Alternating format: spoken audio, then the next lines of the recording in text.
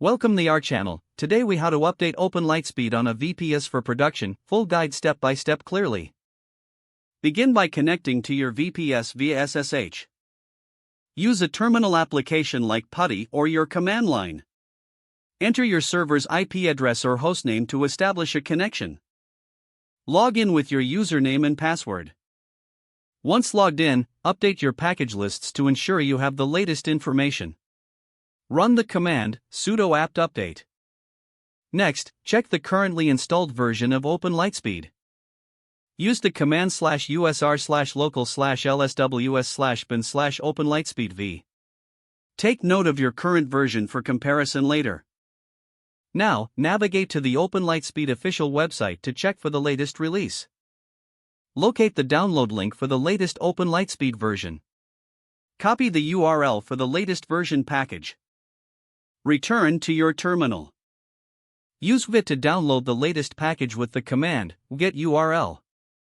Replace URL with the actual link you copied. Once the download is complete, extract the package. Use the command tar-xzf downloaded package.tar.gz. Replace downloaded package.tar.gz with the name of the downloaded file. Navigate into the extracted directory. Run the installation script with the command sudo/install.sh. Follow the prompts that appear during the installation process.